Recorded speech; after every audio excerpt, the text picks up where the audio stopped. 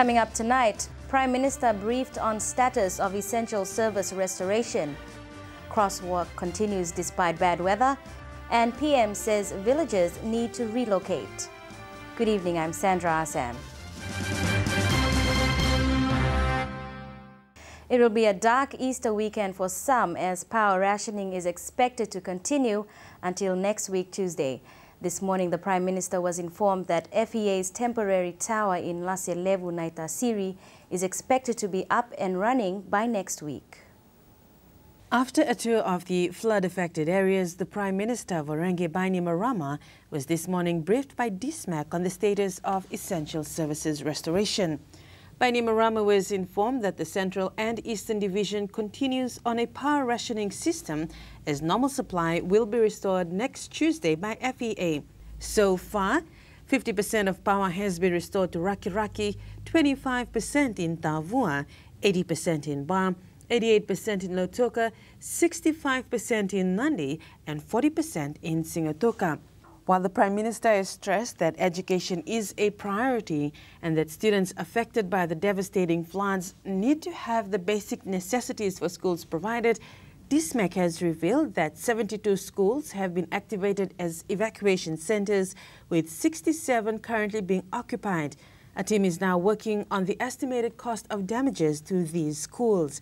The Prime Minister was also informed that $20,000 worth of food ration has been distributed to the evacuation centers, while $51,000 worth has been moved to all the offices of the various district offices. Meanwhile, the Fiji Police Force has 128 officers on the ground in the Western Division, along with 3 boats to help in evacuation and 3 horses to assist them in their operations.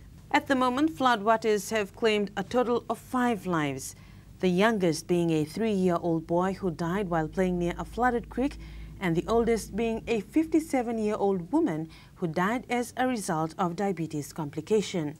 Prime Minister Bainimarama inspected the Rarawai sugar mill in Ba and parts of the Western Division, assessing the damages to infrastructure. With the weather office indicating clear weather for the country, this is expected to speed up repair works on major infrastructure around the Central and Western Divisions. Prime Minister Bainimarama toured the Rarawai sugar mill yesterday to see the extent of damage caused by the floods to the mill's machinery. The current flood has delayed mill production at the Rarawai sugar mill, leaving operations to begin some 3 to 4 weeks later. This, according to CEO FSC Abdul Khan, to allow maintenance work and repairs to begin. Within the mill itself, the water that came through on Friday didn't do as much damage. It was more the water and a bit of silting on Saturday that caused the big issue. I think because it came up so quickly, in some ways we were caught unawares on some of the areas. But yeah, the silting is not as bad as what it was in January, but it's still bad enough that it'll need a good clean out. Khan says while Rarawai mill was undergoing repairs prior to the flood, silt deposits from the floods has delayed operations, adding that maintenance tools will need to be re-cleaned first in order for rehabilitation works on the mill to begin.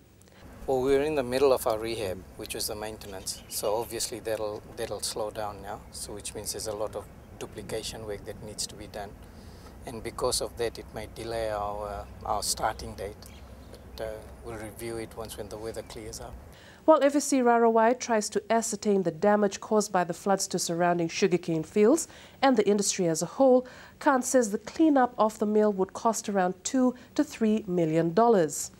Khan says the recent floods is a major setback for the sugar industry in terms of the destruction to railway lines and bridges. As you would have noticed, we've again lost another rail bridge just on the other side of Nandi. And some of our rail areas are still again affected that was saved maybe during the January flood. From Rarawai Mill, the Prime Minister also met with farmers affected by the floods.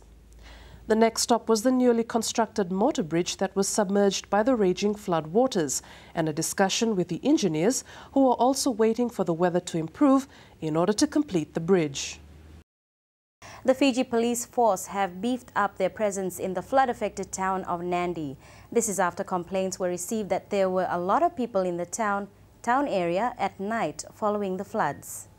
Following alleged reports of looting in Nandi town during the flooding last weekend, police presence in the tourist town has been beefed up. Police spokesperson Inspector Atunesi Sokomuri says 30 officers from the Ready Action Unit in Suva have been sent down to Nandi to ensure the safety of residents in town and to keep a watch on the business properties. He adds the officers are also assisting in cleaning up the town, and they've erected checkpoints to restrict movement into town while the cleanup campaign is on.